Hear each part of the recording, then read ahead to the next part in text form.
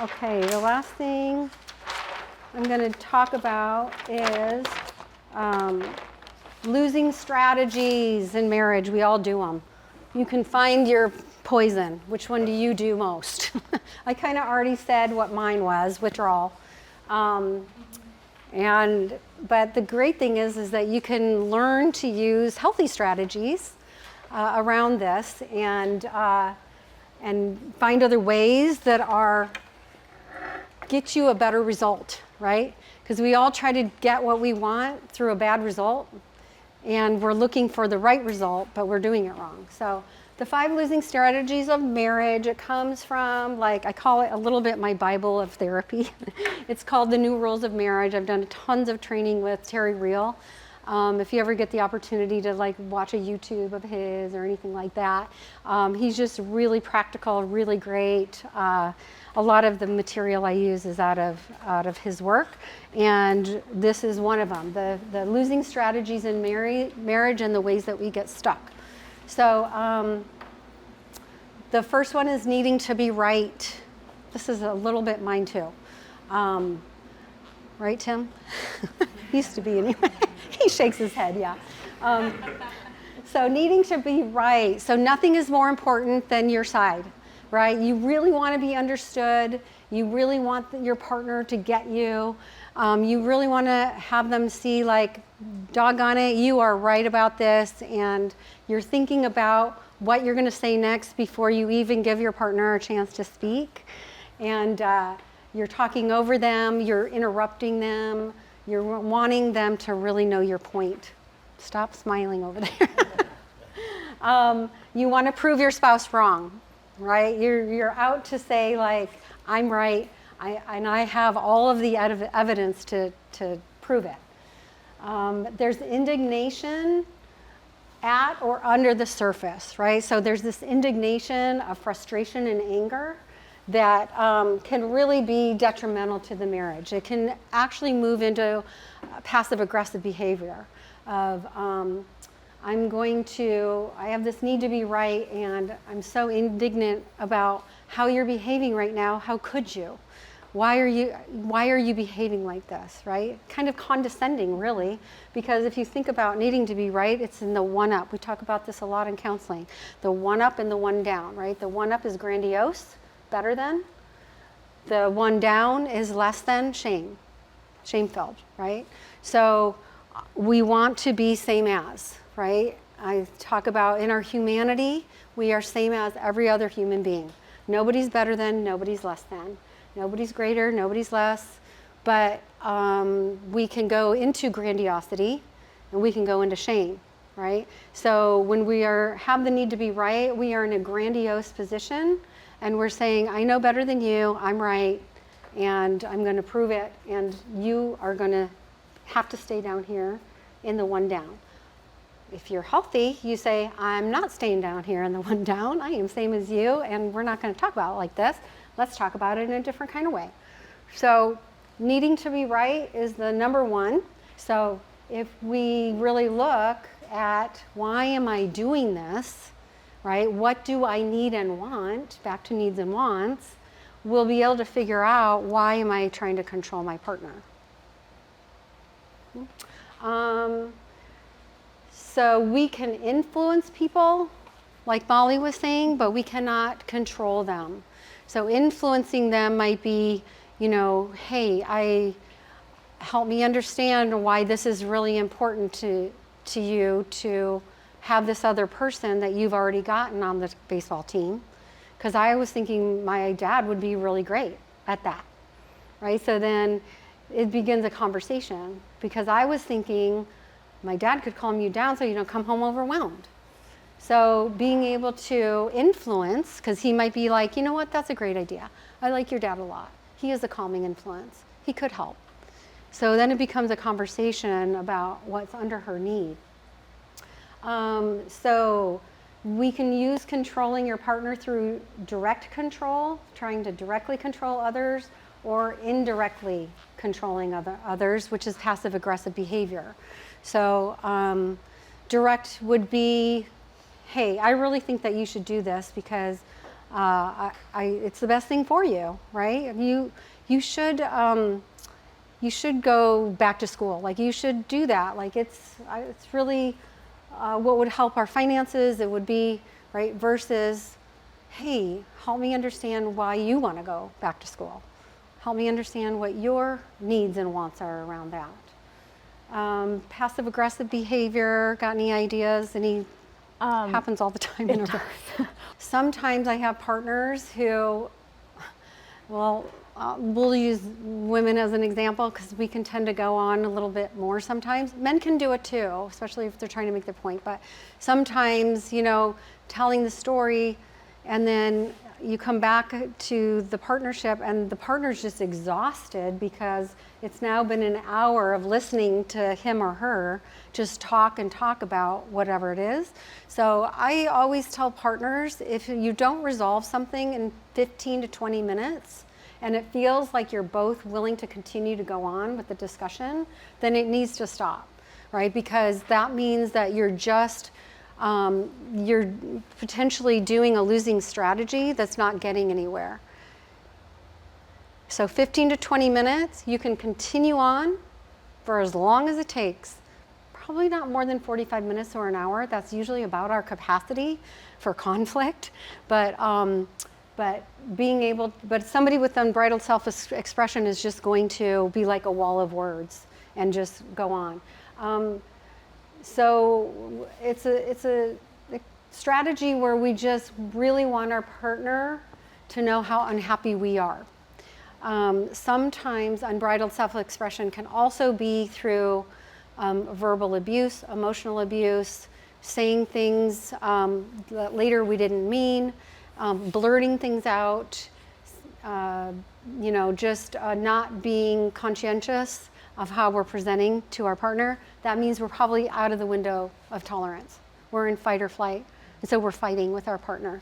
So that can also come under unbridled self-expression. Retaliation, this is about payback, revenge. Retaliation can be passive-aggressive. It can be subtle or just plain aggressive in either small or dramatic ways. Retaliation can be other ways, like, man, you had the whole weekend off. I'm going out next weekend with my friends all weekend. Because this is not fair, so I'm just going to retaliate. I already made plans. Too bad, so sad. I'm going. So retaliation is real unhealthy. Withdrawal. Withdrawal can be physical, as in leaving the room, or storming out. It can be psychological. I'm in the room, but I am not connected to you.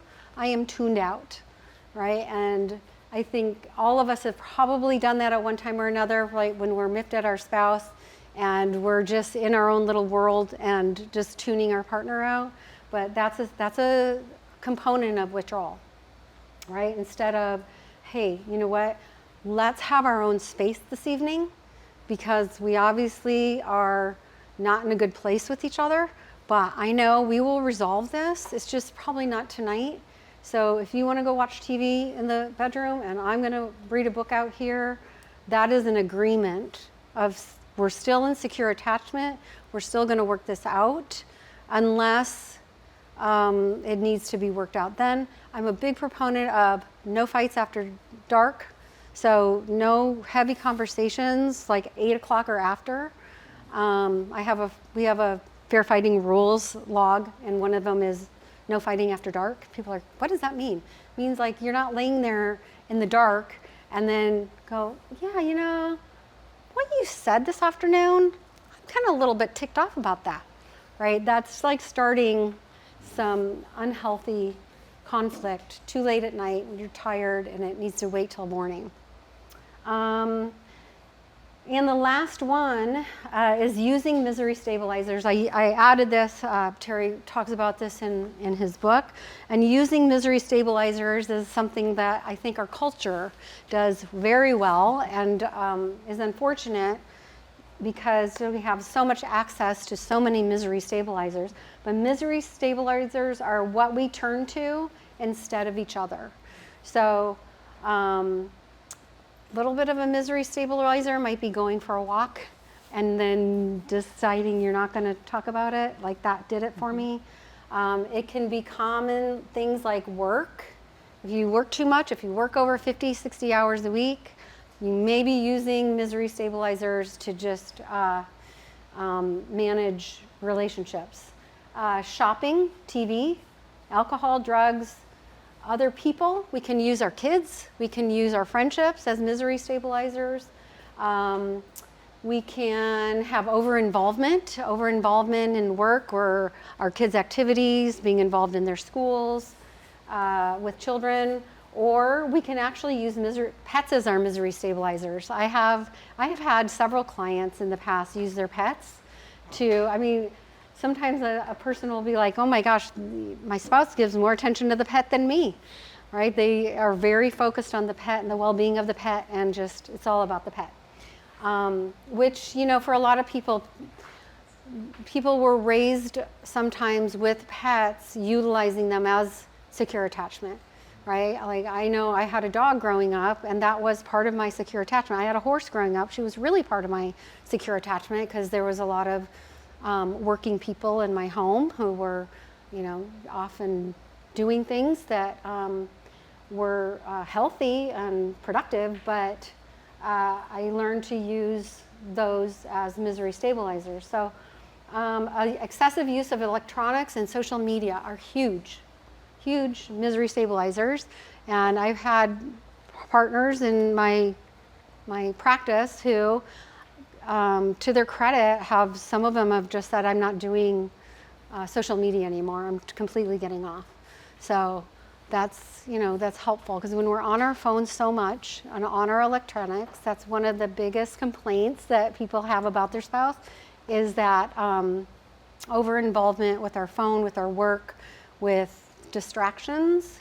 And if your partner asks you to put your phone away, please don't take it as an insult. If you have to finish something, let them know, I need to finish this. But be considerate with your social or your work, your phones, your iPads, your computers, because they are a huge distraction to the quality of your relationship and the ability to connect. So these are the 6 losing strategies in marriage. My very last thing, which is the most important thing of all, is your spirituality. It's your relationship with God individually and your relationship with your spouse. And I really want to encourage you, if you don't pray with your spouse, that you make it a point to try to incorporate that into your relationship. Some people have some hesitancy or some embarrassment about doing that.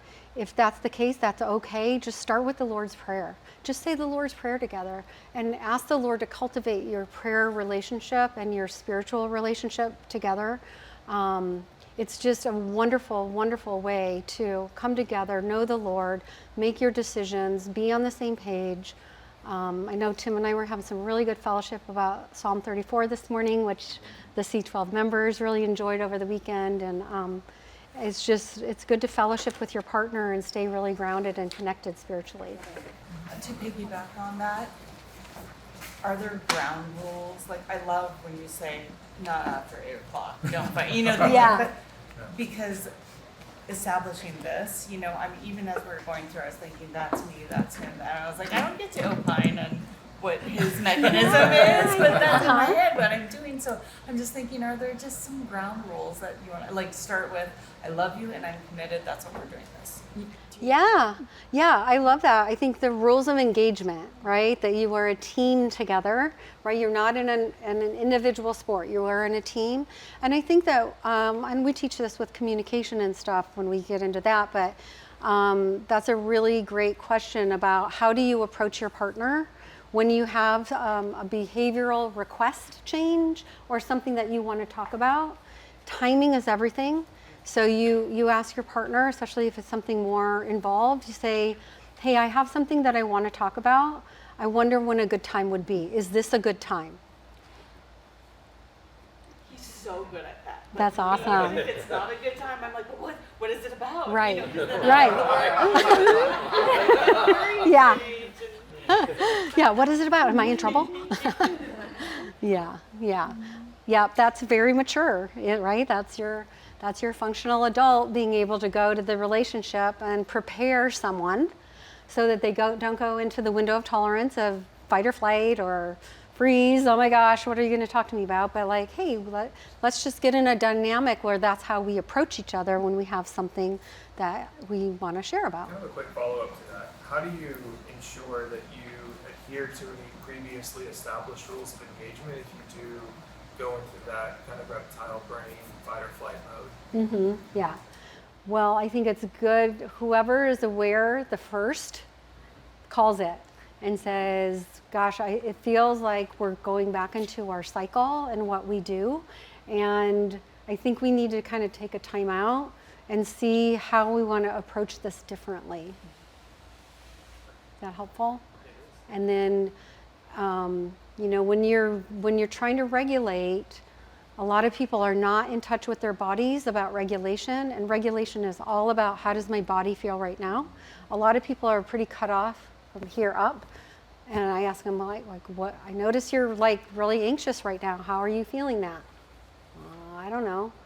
So getting in touch with your body helps you when you're in that with your spouse of like, gosh, my stomach is clenched right now, or like I'm feeling tight in my chest. And even just being able to say that to your spouse should give them information of like, okay, you're not regulated, you're not completely grounded. What do you need? Because I want to be in relationship where we're in the window of tolerance and I can hear you and you can hear me, and actually have a discussion. So good. Thank you. All right, thanks for everybody. Oh, one more question, Becky. I just Yes, wanted please. to say, first of all, thank you so much. This Oh, was you're such welcome. Wonderful information, and when my husband had come to me and told me about this, my first thought was, wow, how are they going to talk about so much in marriage in 2 hours?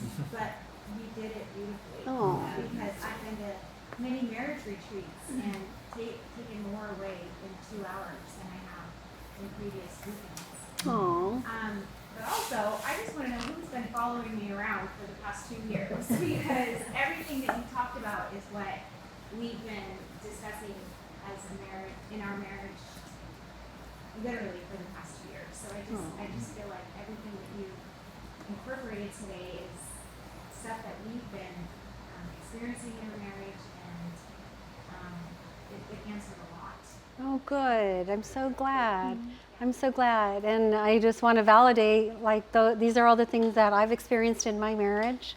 Most of us have, and it's really great that you're on the journey, to go deeper and work on that. And I think, the Lord brings us through different seasons, right? And we've been through a recent season of, going deeper into our intimacy with some things that have come up, and that's okay. That's God just unearthing and causing us to be more connected and what He really wants on this earth, which is a testimony of what marriage can be, right?